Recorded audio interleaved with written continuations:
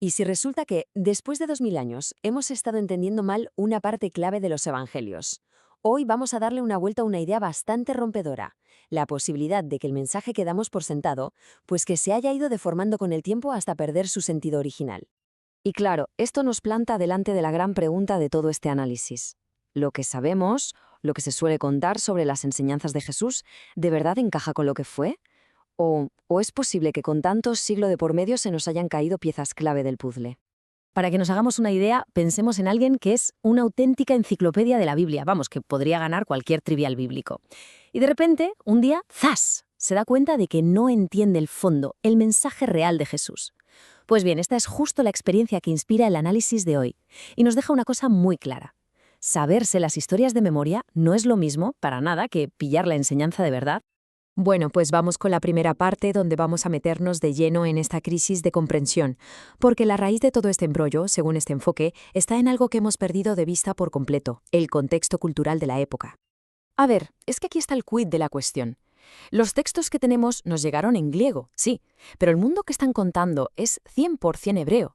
Es un mundo que vive y respira la Torá, o sea, los 5 primeros libros de la Biblia, la base de la ley y las costumbres judías. Si no entendemos ese marco, ese contexto cultural del siglo I, es que el mensaje se nos deforma entero. Pasamos ahora a explorar el primer gran factor que, según este análisis, empezó a enturbiar el mensaje original. Y aquí entra en juego un actor principal, el Imperio Romano y su tremenda influencia. Nos vamos al siglo IV. El emperador Constantino tenía un problemón: unificar un imperio que era un mosaico de culturas y estaba hecho un poco unos zorros. ¿Y cuál fue su solución? Pues crear una nueva religión de Estado.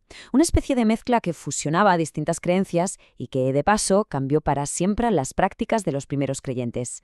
En esta tabla se ve clarísimo el argumento principal. Por un lado, las fiestas bíblicas, que se veían como sombras proféticas, ¿no? Como anticipos de cosas por venir. Y por otro, cómo fueron reemplazadas una a una por celebraciones paganas. Un ejemplo que se da es cómo la Pascua se cambió por la festividad de Ishtar, la diosa de la fertilidad, o cómo la Saturnalia romana acabó siendo la base de lo que hoy es la Navidad. Un cambio radical. Y si miramos la cronología, es que la rapidez del cambio es alucinante. Fíjate, en el siglo I, todo giraba en torno al calendario hebreo. Pero solo 2 siglos más tarde, llega Constantino, prohíbe esas fiestas y pone otras en su lugar. El resultado fue un corte total, un hachazo a las raíces originales de esa fe.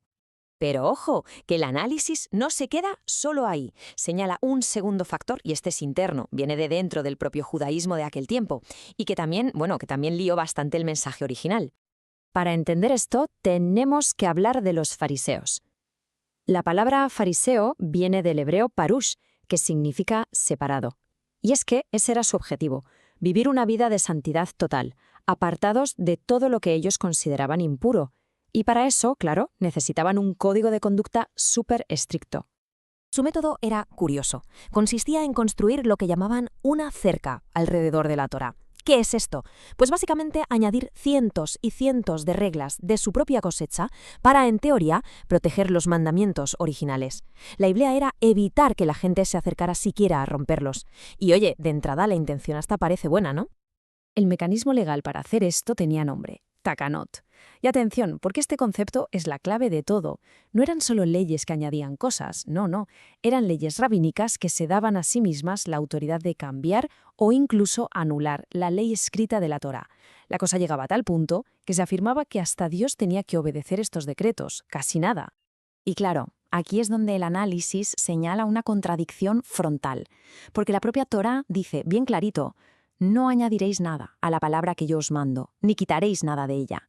Es un choque de trenes entre la ley divina y las reglas de los hombres, y este conflicto, según este enfoque, es precisamente el meollo de la cuestión en las disputas de Jesús con los líderes religiosos de su tiempo. Vale, entonces, si el mensaje se fue tapando por influencias de fuera y de dentro, la pregunta es, ¿cómo se puede recuperar? Bueno, pues la siguiente parte de este análisis explora justo eso, la que podría ser la clave para redescubrir ese significado perdido. La clave, según se plantea, es volver a la fuente, al texto original y a su contexto. Y esa fuente es el Tanaj. Tanaj es un acrónimo de las 3 partes de las escrituras hebreas: la Torá, que es la instrucción o la ley, los Nevim, los profetas, y los Ketuvim, los escritos. Este era el único manual, por así decirlo, que tenía la gente que escuchaba a Jesús en el siglo I. No había otro. Vamos a ver un ejemplo práctico para que se entienda cómo un simple malentendido cultural lo puede cambiar absolutamente todo. El caso de estudio es este versículo de Lucas. Y la frase clave que tenemos que mirar es ser recibido arriba. Si se coge casi cualquier traducción moderna, da igual cuál, la interpretación es la misma. La frase se refiere a la ascensión de Jesús al cielo. Vamos, que parece que no hay debate. Pero sí que hay un problema. Y aquí es donde saltan todas las alarmas. A ver, la ascensión de Jesús ocurre en el capítulo 24 de Lucas, y este versículo está en el capítulo 9. Son 15 capítulos de diferencia. Entonces, algo no cuadra. ¿Qué demonios significa esa frase en realidad? Pues aquí está la pieza del puzzle que faltaba, la que estaba escondida en el idioma original. La palabra hebrea que el texto griego estaba intentando traducir es aliyá. Y aliyá no es simplemente subir a un sitio, no. Es el término técnico, el nombre específico, para la peregrinación que era obligatoria, para el viaje de subir a Jerusalén a celebrar las fiestas. Y claro, esto lo cambia todo, absolutamente todo. No es que se estuviera preparando para subir al cielo antes de tiempo. No, estaba haciendo aliyá. O sea, estaba subiendo a Jerusalén para cumplir con el mandato de la Torá de celebrar la fiesta de los tabernáculos. Es que lo increíble es cómo un solo detalle cultural, una palabra, le da la vuelta por completo al significado. La historia ya no es un adelanto de su ascensión, se convierte en un potentísimo acto de obediencia a la Torá. Y ese es de hecho un ejemplo clave de su mensaje. Y con esto llegamos ya a la conclusión de este análisis, que va a conectar todo esto, el redescubrir el contexto original, con una idea muy, muy potente. El análisis termina con esta cita tan conocida. Pero claro, vista desde esta perspectiva, la verdad no es algo abstracto, no es una idea filosófica. Es el mensaje original, limpio, sin todos los añadidos y las distorsiones que la gente le ha ido poniendo encima durante siglos. Y todo esto nos deja con una pregunta final en el aire, para darle vueltas. Si conocer esa verdad hace libre a la gente, ¿libre de qué exactamente? Pues según este punto de vista, quizás nos libera de los sistemas religiosos creados por el ser humano, tanto los de antes como los de ahora, que han ido añadiendo sus propias reglas a la revelación original. Una idea que desde luego da mucho que pensar.